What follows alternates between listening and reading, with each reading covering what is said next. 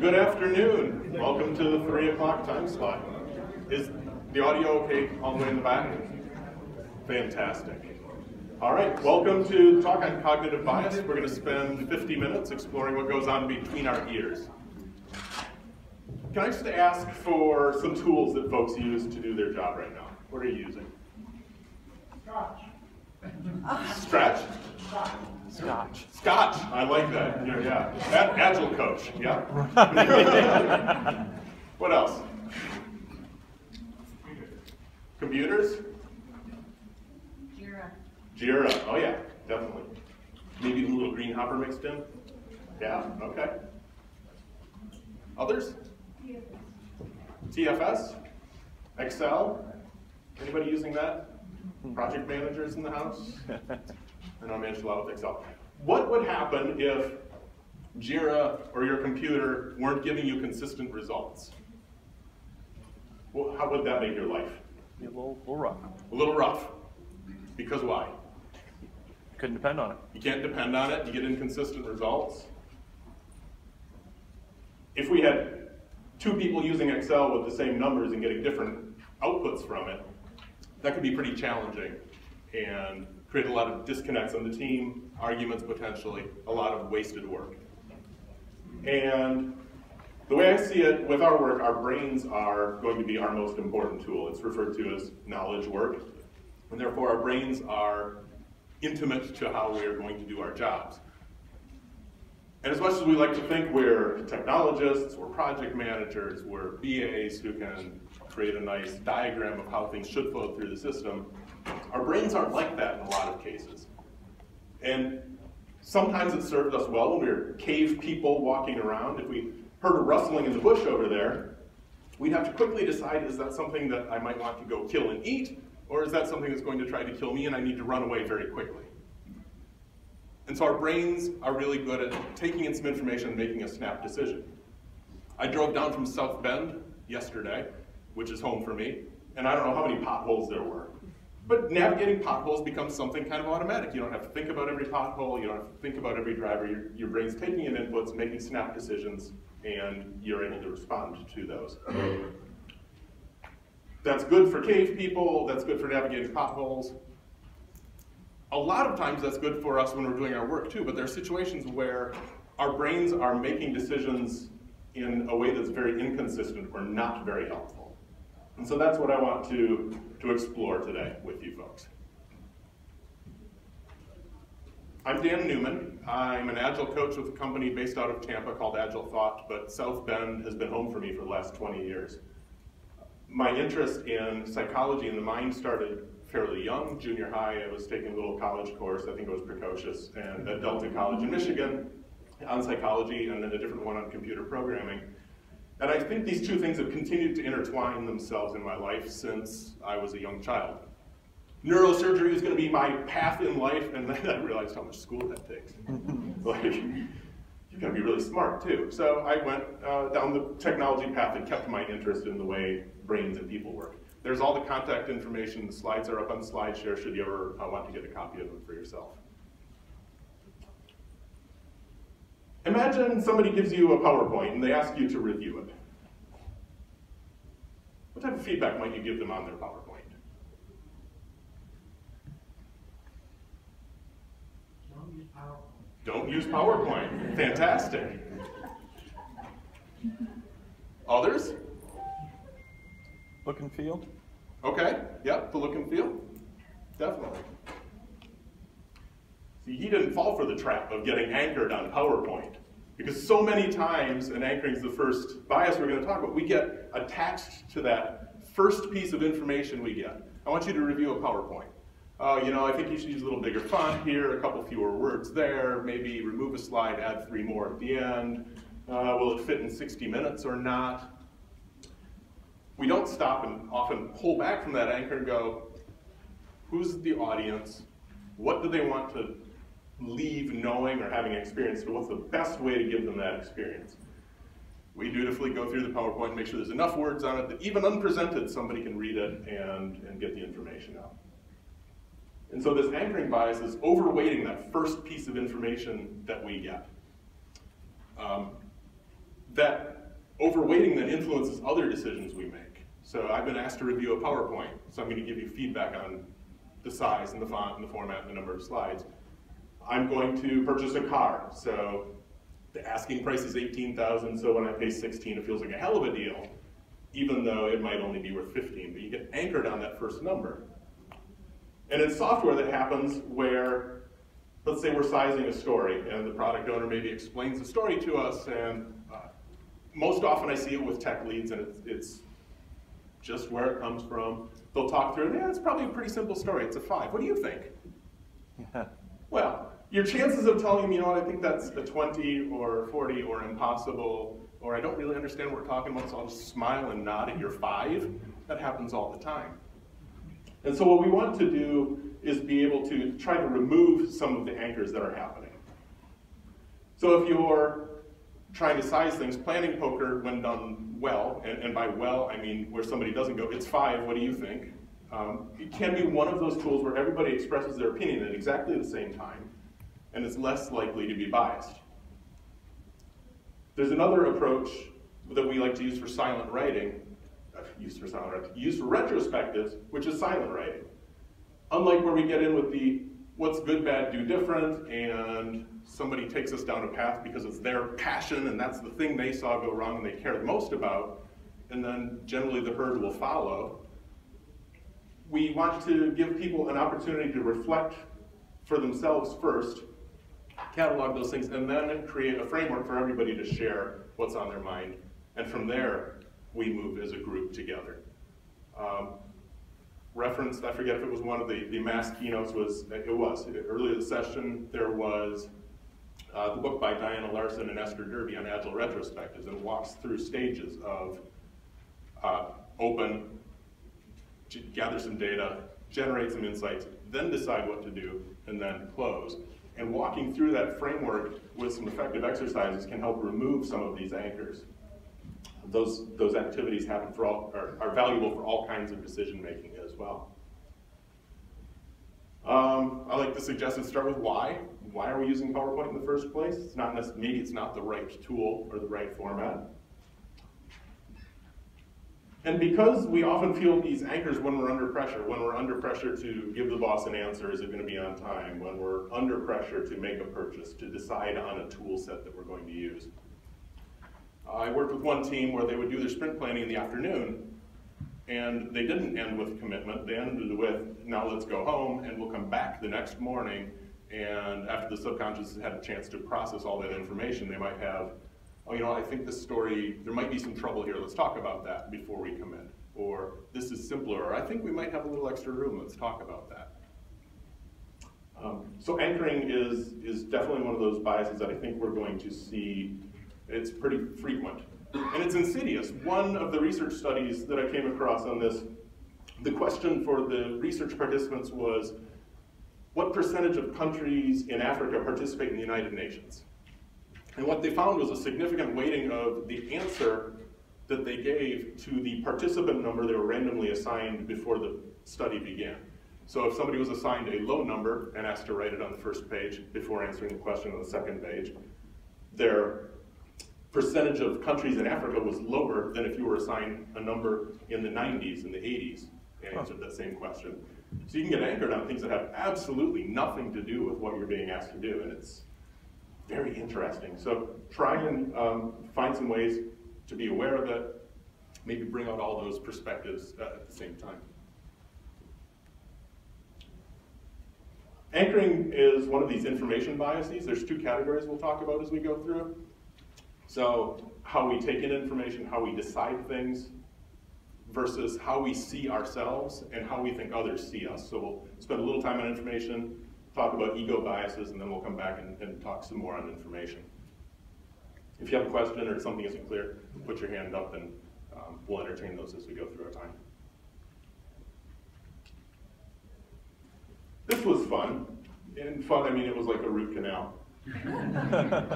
We had 2 project teams. And, you know, we'd done some planning. And we'd established a milestone. We had our ideal burn down here. You know, if we just kind of trend down there, we'll get to done. It'll be awesome. Our offshore partner will do the same thing. How could this go wrong? And the team that I was onshore with was burning down more slowly than we thought it was going to. And our partner offshore wasn't getting anything done. They had a lot of code written, they had some stuff that sort of worked, but nothing was done to the definition that the team had established. And after about 3 sprints, we said, ooh, we're either going to be late or never. And on time isn't going to be an option. And so we talked to the big boss about this. And we said, big boss, we have a situation. We have some story points, and we're going to be late. And if they don't deliver more, they're going to be never. And if we're going to get back on track, we would need to deliver faster than we have been yet. And they're going to have to really kick some butt. And so after painting this doom and gloom picture of being late, he said, why are they going to outperform you? We were late. Big boss says, I'm physically sick, you missed the date after we've communicated this. And it was like rats off a ship at that company for the next 18 months. But it's not that he's a bad person, he's just, I think he's incredibly optimistic. And so this optimism bias comes in, more for some than for others, where we overweight information that supports a positive outlook. We think that, let's say if I were a smoker, most smokers think they're much less likely to get cancer than all the other smokers in the world. People think they're less likely to get in an auto accident than every other driver that's up there. They're certainly more than average.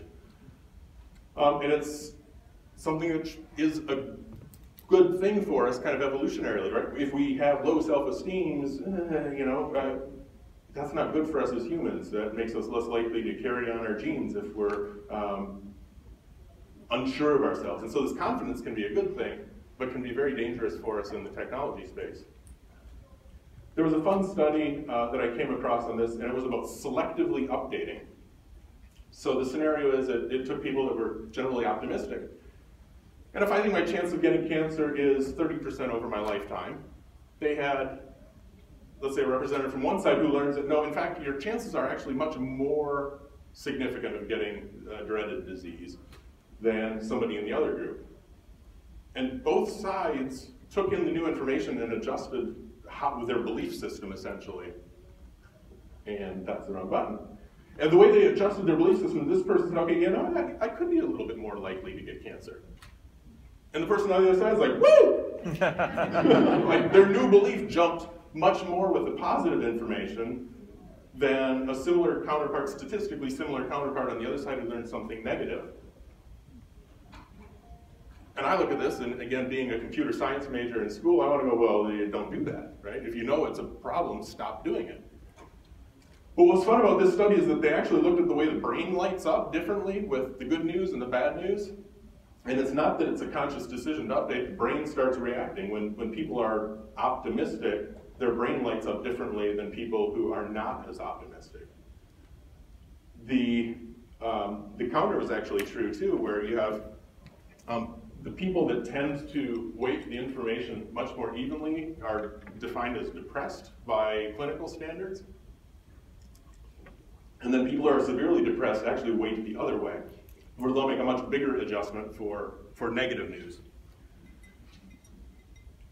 So what do you do with that? I think part of it is being consistent in delivering the message, but also I like the talk Bjarte Bogsnes did at Agile 2016. He was one of the keynote speakers, and he was talking about beyond budgeting. Because so much of what we do is we'll get some information about the project, we estimate the project, that turns into a budget, and then by golly, you're expected to hit that budget. I think it'll take $1 million, I'm going to get $1 million, and I'm going to be in trouble if I don't deliver for $1 million. Then beyond budgeting makes the situation more complex, where we take our estimate, $1 million, you separate that from the budget. If it's $1 million, a lot of software projects grow, let's budget 1.2, and then our expected outcome might shift within that range. So as we learn more, maybe we're feeling like we're on track to be early.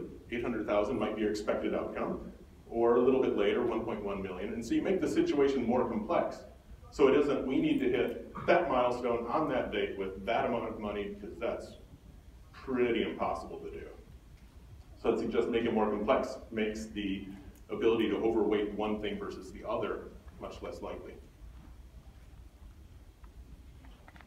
And there was a study on debiasing as well, and I have footnotes on some of the slides and a couple I forgot to, so if you're curious about which studies these are, I can provide that to you after. But basically, there's always been a consider the opposite kind of mindset. Well, explain why outcome A is true, could be true, and explain why not A, the complete opposite, could also be true. And that will debias the judgment a little bit. But if you simply get people to explain another plausible scenario, they don't have to be opposites. And that will lead people to anchoring or being tied to the one optimistic outcome, and it'll be less likely that they'll tie to one thing if they've explained two different scenarios. It can't be we're on time or aliens land. Like that's probably not going to be considered plausible by most people. So try and think through the situation with more complexity. Try and get people to explain a couple different options, and that will remove some of the optimism bias. There's something called the planning fallacy too, and this has to do with how we estimate our work.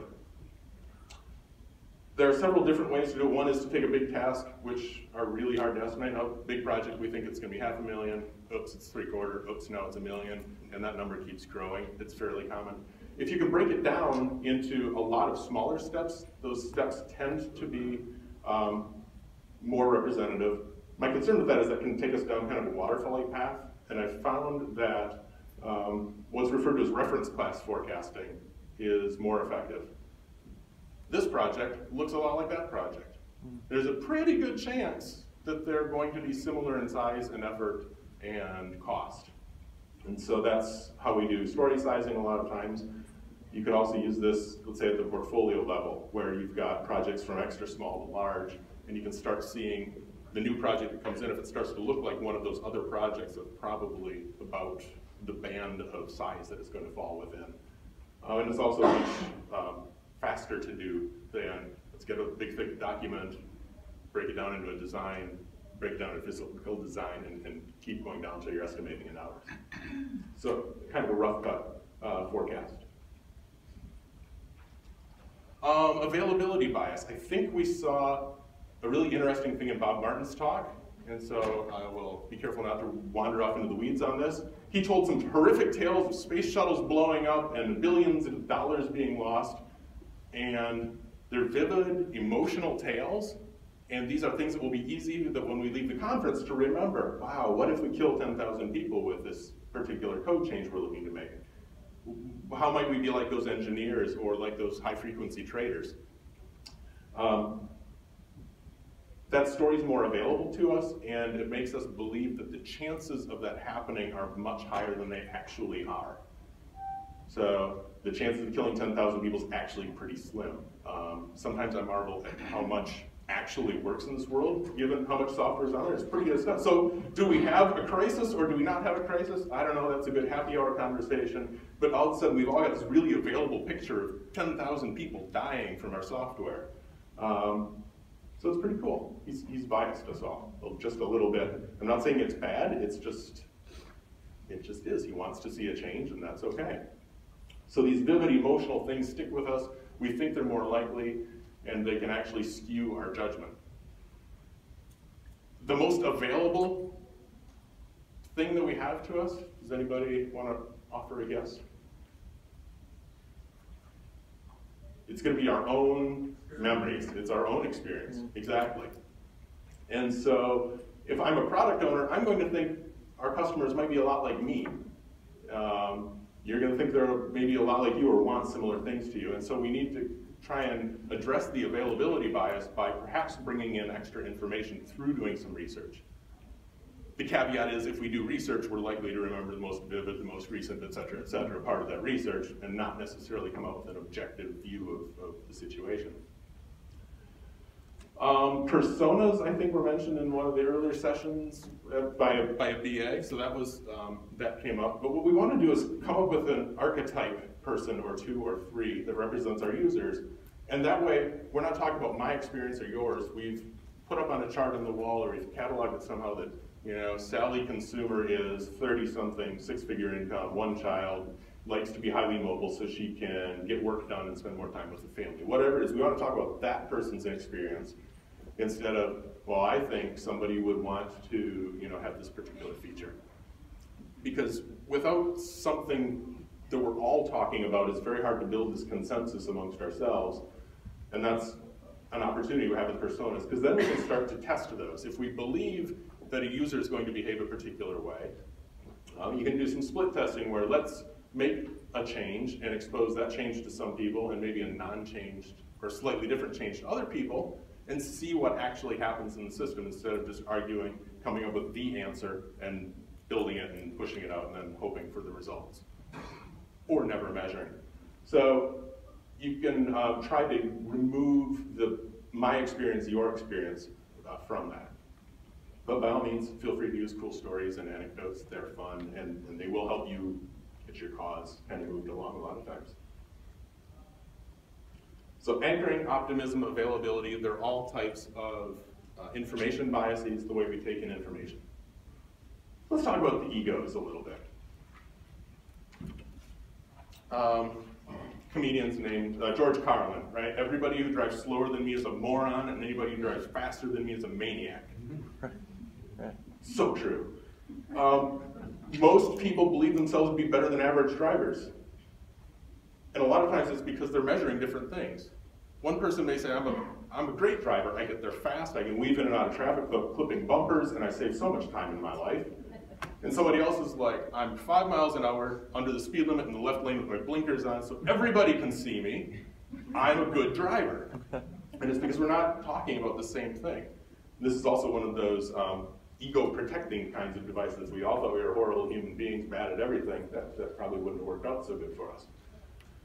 So illusory superiority is the fancy name for it, and it's the above average effect. So it's the tendency for humans to think that we're above average in a lot of different categories.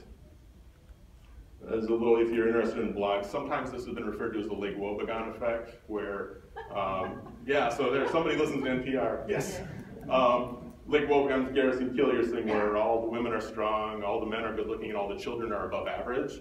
And he actually has a blog post where somebody asks him about that, and he's like, don't call this that, because Lake Wobegon's a more humble place. So stick to above average. If you want to read Garrison Killiers' blog, that's kind of a fun little thing. But this is our tendency to feel better than ourselves. We think we're better programmers, maybe, than we are. We might think we're better managers than the average manager. I'm going to go through 3 of them and kind of tie them together. Attribution bias is where individuals tend to attribute their success to their innate abilities, their hard work. Went to school, I was a good student, I worked hard in sports, whatever the case might be, that's how I got to where I am. There's also a tendency for us to look at other people and go, well, they got there because they fit a particular demographic, they met the right people, their parents were connected, they had extra money, whatever that case might be. So we tend to look at other people's successes, circumstances, and then flip the coin, where if people are having a bad experience themselves, they tend to attribute that to bad luck. And if somebody else has a bad experience, it's their incompetence, it's their lack of moral fortitude, it's poor choices that they made, and they tend to then underweight the circumstances that other people find themselves in. But it's not universal. This actually tends to be a fairly Western concept, and a lot of Eastern cultures are almost the opposite, where you have very talented, high-performing people sometimes who will attribute it to the circumstances they found themselves in, because their cultures are less individualistic than what we find kind of in the West. So you've got people who might think that anything good that happens to them is because they worked for it, and anything bad is because of some bad luck they encountered. And the third one I want to tie together is this Dunning-Kruger effect, which is unskilled people doing a self-assessment are very prone to overestimating their capabilities. Fresh out of college programmers, I'll pick on them for a minute, I was one at one point. Out of college, I thought I was pretty good. And you have highly skilled people who will underestimate their particular skills. And what can happen then is we have these people being overconfident, and those people, the highly skilled ones, being incredibly frustrated because somebody else doesn't get something that's so obvious. Why is it taking you so long? Really? You idiot? seen it, developers getting frustrated with other team members potentially, or collections of individuals, I think might more accurately describe this. That was one of the talks earlier. So we've got people who think they're better than they are with illusory superiority, fairly common. You've got people attributing their success or failure to either themselves or the circumstances, and then you have overestimated skills in people who have talent and are frustrated. Any wonder some of our teams are a little dysfunctional, maybe? Anybody seen some of this? Yes, a little resonating? A couple of head nods, a little, yeah. So what do we do with this? The retrospective prime directive came to mind as I was thinking about this, and Norm Kurth, who influenced some of the things in Esther Derby and Diana Larson's book on Agile retrospectives, said basically, it's creating some safety. So regardless of what happens, we believe people are doing the best they could at that time with the information they were given. Is this new to at least a couple people in the room? Mm-hmm. New, not new? Some folks have seen it. That's good. Hopefully it's applying to the work that you're doing. So you want to create some safety. It's not about somebody is a bad person or somebody who wasn't trying. It's a combination of skills and circumstances. And so one of the ways you can start to moderate that, I believe, is to model receiving and feedback, especially. It's easy, people love to give feedback. But to receive feedback in a non-defensive kind of way, to actually explore the feedback that one's getting and then to make changes with it is very different than just saying, yeah, or no, that's not what happened, this is what happened. So we want to create some safety and talk about the work that's happening. One way you can do that is through bringing some information into the retrospectives. Are our builds working if you're on a technology team? How many unit tests are passing? Do we have any code coverage? Collecting information as we go through the sprint, perhaps, about positive or negative interactions that happened on the team. Just trying to bring in some data so that it isn't just the most available memory or kind of attacking individuals, or almost worse, talking about nothing at all and just wasting that time. And I like to see teams broaden their perspective as well, which meetup groups I think are fantastic. There's some pretty active Agile communities in Indianapolis, Columbus, Cleveland, I think Cincinnati, up in Chicago, and I didn't mean to leave out any cities, but there's some really pretty fantastic Agile communities, and go get plugged into those. I thought I was a good programmer until I met this guy named Tom Fish, and I would sit next to him and he would code, and I'm like, I'm gonna go manage. Because he was leaps and bounds ahead of me, and I didn't know it until I sat next to him. It was pretty phenomenal. So getting that broader perspective can help moderate that feeling of either overestimating or underestimating one's skill. Talk about, so that's a little bit about ourselves, and this is now groups. So we've got some information that sometimes the groups we find ourselves in influence how we view that data. This in-group, out-group, I think we see it at the micro level between developers and QAs. Developers are going to oftentimes think very highly of the development group and maybe less highly of outside groups. Dev QA tension, I don't think it's a secret, it exists sometimes. If it's not Dev QA, sometimes it's the business and the technology team. If it's not them, it's the damn sales guys, right? So, for whatever reason, we attribute negative characteristics to them and more positive to us. And you go back to our caveman, that's all right, as we're, tromping around in the woods trying to survive in our little clans. It is pretty reasonable to be suspicious of another group who might be trying to come in and steal your resources. And I mean food and money and shelter, not people. So when we compete for resources, this is a particularly present view, whether resources are management, promotions, opportunities to be praised by the boss in public. So I'd suggest we try and broaden that definition of what my group is. If you start with Dev QA, okay, what if we try to actually foster a team? And Marcus was talking this morning, hey, here's the definition of a team, and it's not just a collection of individuals, it's having a common goal and a common purpose and something they can work towards together where their fates are intertwined and you hold each other accountable. So if you have the dev QA thing, work on more of a team. And then kind of work out from there. What if we were to think about it as a business whose job it is to deliver something amazing to our customers? Indianapolis has a lot of healthcare. I mean, you're affecting other human lives. And so what if that became the mission instead of competing with the product folks and the technology? And lastly, there's something interesting that I hope it catches on in the medical space, where they're trying to get people researching medical conditions to collaborate more instead of fighting for a pool of dollars. So what if people working in cancer shared research with each other instead of hid it until they could develop the next drug? I'm not anti-profit motive or anti-drug companies, whatever, party on, they're solving problems. But we could solve them much more effectively if the resource scarcity is addressed somehow, and that's a tough problem, and hopefully somebody will figure it out someday. So try and define your group bigger.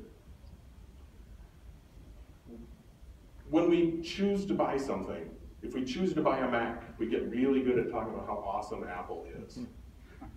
If we tend to buy Windows machines, the latest Surface, we get pretty good at talking about the Microsoft suite and how much better O365 is now with the multiple collaboration and the richness in Word versus Google Docs. We find a way of highlighting all the positive attributes of choices we make and then downplaying the positives of alternatives. And so you get into this weird, Linux versus Windows or whatever, looking for opportunities to do regular reviews and bring in information, to engage with outsiders, and really trying to keep an open mind on some of the choices that we make, I think can be extremely helpful. Choice supportive is related to confirmation bias. You've probably seen this where somebody will quickly run to the web and provide you with a blog post that supports their particular opinion. I was doing an Agile training just a couple weeks ago, and somebody shared the Agile is dead blog post. Like, they had an opinion, and by golly, they could Google it and prove it. And it's pretty normal. It's really fascinating when there's data that's ambiguous, because somebody will latch onto that data and tell you why it supports their opinion, and somebody else completely on the opposite side will do the same thing. Again, this was in the BA Think Like a Freak talk, was mentioned. Yes and is a fantastic way to try to build on each other's idea. Mac's awesome. No, it's not. Windows is. Well, you can't do this on a Windows machine. We end up in these fights. We end up with these related to architectures and technology tools. And so trying to get additional opinions and then build on each other's opinions. So yes, Mac has a really well integrated tool suite, and I also like the ability to run the full Office suite on Windows, or we could follow a particular design pattern, yes, and if we did this as well, we could have a much better experience for our developers. So taking a little bit of yes and. Because you're competing against confirmation bias and in-group, out-group, and the choice supportive bias, where we just have these tendencies to kind of hold on to what we want to believe, or what we've already decided.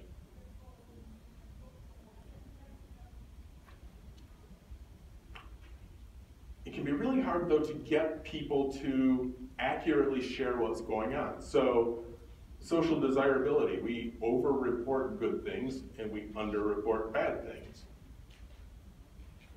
How many defects do you have? Oh, yeah, not too many. Knock on wood. Are you ready to ship? Oh, yeah. And then the scramble happens.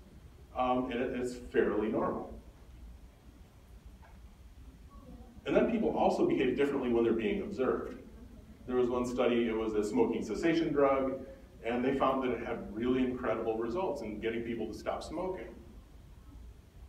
Then as they looked into the data, what they discovered was that the smoking cessation drug wasn't doing it. It was a doctor in being engaged with people about their smoking and their smoking habits that actually dropped the results, because people behave differently when they're being observed.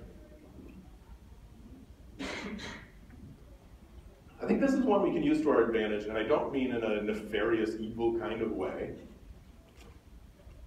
People are less likely to play Clash of Clans when they're in the same conference room with each other having a meeting. You're on a conference call and it's like, hey Bob, what do you think about that? Bob, you're on mute. What? And the Bob comes on. Oh, could you repeat the question? Bob wasn't paying attention. Yep.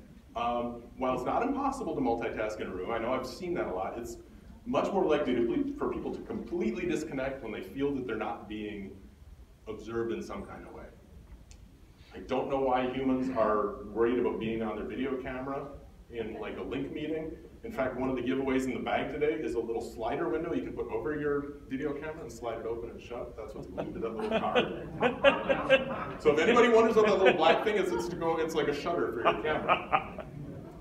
But try to make it safe for your group to have the video camera on. Acknowledge that it feels a little awkward for everybody the first time, but it's fantastic. You get the nonverbal cues. You get people, you can see the confusion, you can see the disconnect. You can see if somebody gets up and walks away to go do something else, and maybe that's the signal that it's time to a break, not to yell at Bob for walking away. It's like, oh, we've been at this for an hour and a half. Holy cow, let's take a break. And sprint reviews is another place where I can see a positive effect from this observation, which is getting people who actually did the work to share the work that they did, because that can build on self-esteem. They know that what they're doing is mattering because they can engage with a product owner on that, hopefully, or with a stakeholder, and talk about how they contributed to the team's goal.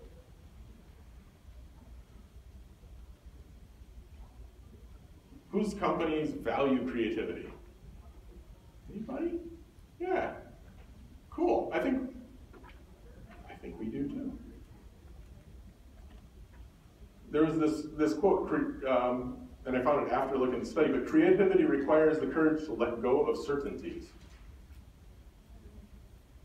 Usually creative solutions are done because there's a problem or because there's some level of uncertainty. And in the study what they found was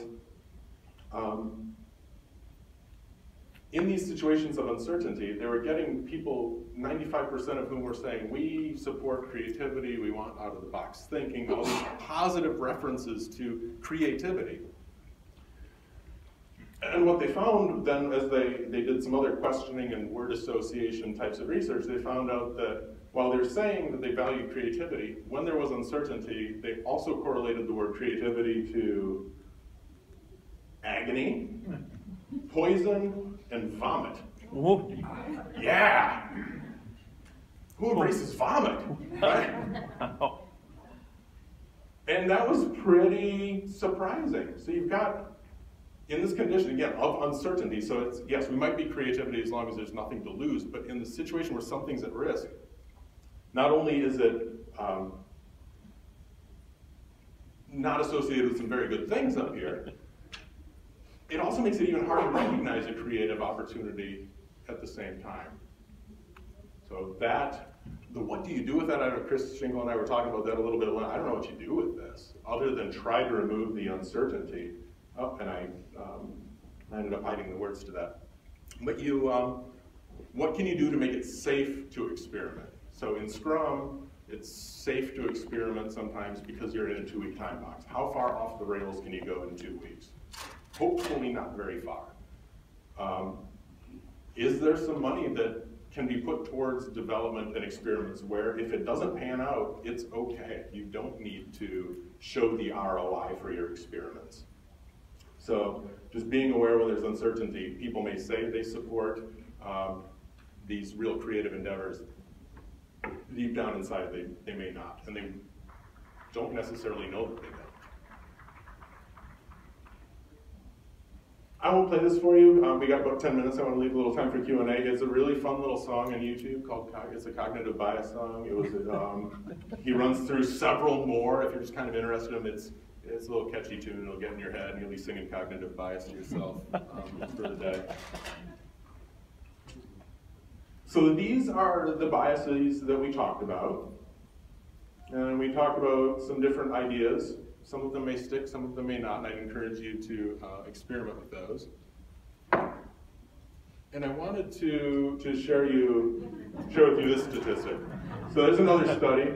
600 Americans, and after being introduced to the concept of cognitive bias and what it is and how people are impacted by it, they're like, oh yeah, I'm less biased than the average American, which is statistically just not possible. So this is the last bias, it's blind spot bias. And what it means is you're going to see these things in other people, there's a really solid chance you won't see them in yourselves. So in the spirit of safety and welcoming feedback, if somebody suggests that maybe you're anchored on that, or you're maybe a little choice supportive bias when you talk about all the amazing things of that technology and none of this one, maybe engage in a little bit of yes and see what happens coming out of that.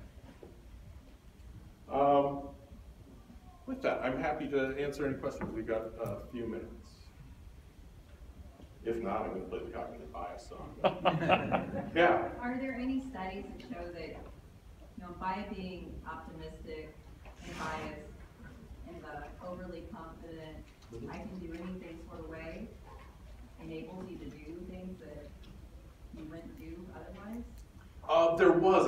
What I couldn't tie it to was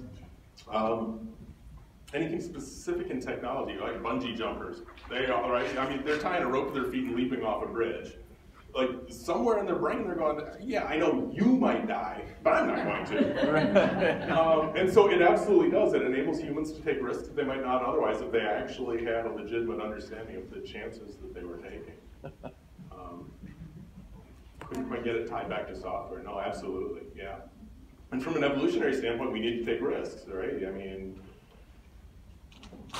yeah, if you're going to carry on your gene pool, there's certain risks involved in that. Risks of rejection and risks of death, and it's a big thing. So, what else?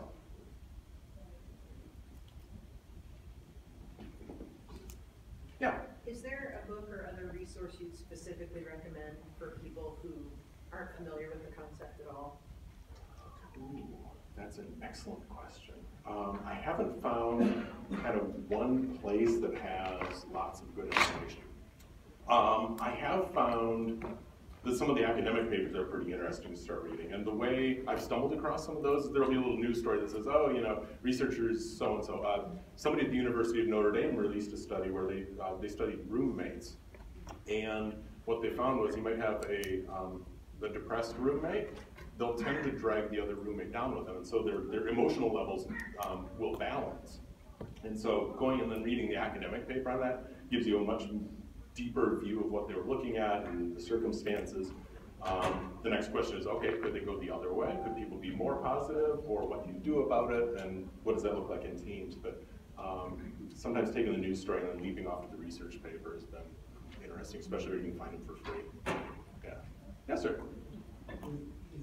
Bias something that you can never change. It's just about being aware of it, but you'll always have it. Or can you become neutral, non-biased?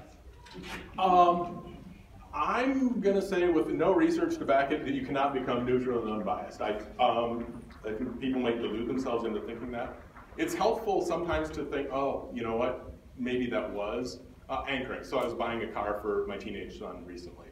And we're budget shopping, right? We're in the $2,500 to $3,000 cars, and it's I'll look up the Blue Book value, and it says $1,700, but the guy's asking $3,000, and I'm like, crap, you won't take $1,700, maybe you'll take $2,500, and I know it's anchoring, but I'll be damned if I can completely just dismiss that he's asking $3,000, and I know it's worth $1,700, and what do I do? The sleep on it was helpful. Gathering more data was helpful. Taking it to an outsider. So you can do that with your software teams too, get outside opinions. The mechanic looked at me and said, you can pay $2,000, but you're gonna need $2,000 more to work. Don't buy it. So that for us was helpful in de-biasing. And this last one, right? these poor people who are average people, right? They're learned about bias and they're less biased, or they believe themselves to be less biased, even after learning that they're probably not. So, yeah. And these things are, the other interesting bit is the biological bit, the way the brain was lighting up. The brain develops differently. It reinforces certain neural pathways, and so these things aren't just conscious intentions to change, I think was the other really interesting part. I saw a hand flash over here somewhere. Yes? Is there a difference in how you would mitigate bias amongst your own team versus maybe with a group of stakeholders if you're wanting to be open to innovation? Yeah. Yes, and I think it's going to depend on your relationship with those stakeholders because there's the power dynamic. They may have the power of budget, hiring, firing, etc. One of the things that worked at a client I was at, and I'm not taking credit for this, it simply happened. They went up to Menlo Innovation in Ann Arbor, and somebody saw what Richard Sheridan and the folks up there were doing. And they were like, oh, that's what an open collaborative space is. You know, when they do their stand-ups, they got, I haven't been there yet, but they got the hat with the 2 horns, and the pair that's working holds 1 horn each. And they report their status. So it's clear that it's not my story, and you have a different story. We have a story, we're holding the horn, reporting at the same time. And so exposing people to these opportunities and then seeing some of the cool work that they're doing in that environment, I think can create some opportunities. You can always go for availability bias and try and tell them great stories, profound innovation that happened under certain circumstances. You try that. Just don't tell them you're trying that. Anything else? Questions? Yes? To kind of piggyback on that last question, if you had a team that really wanted to be as high performance as they could, and they wanted to address any unknown bias in the group, what's just a good first step without making it too vulnerable? A specific first step to? Yeah, just this first step to kind of try to remove some of that bias without making the team feel overly vulnerable. Yeah. No, I think the fact that it is so common makes it a safer thing to talk about. So these folks all think they're less biased.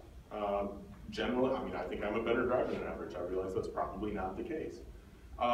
So talking about it as a group, maybe picking a particular problem, estimating is one of those that I think is fairly safe to talk about. You know, we've estimated this particular way. Here's what might be happening. You know, tech leads talking first. Maybe have a one-on-one with that tech lead. Say, hey, I understand you're trying to be helpful, and I'm concerned that there may be some anchoring going on. Could we try a different approach? Could we try exposing our size at the same time? I'm trying to pull back from a process on one team right now where they have some leadership folks estimated, and then they have the team estimated. Yeah, usually it's good to come up with the same answer your boss did, so hopefully we're going to be able to change that process here pretty quick. With that, we're down to just a minute, so I want to encourage you, if you have feedback from me, I would very much value that, whether it's through the app or talking to me afterwards. I will be doing a similar talk, a little different time box up in Ann Arbor at Agile and Beyond up in Michigan, which is also a fantastic regional conference. So you could help other Agile folks have a better experience if you give me feedback, and I will iterate on this, I promise. And then I'm also going to encourage you, the 4 o'clock sessions, go to a 4 o'clock session. I know it's the end of the day and it might be a long day, but totally go pick one of the next sessions to go to.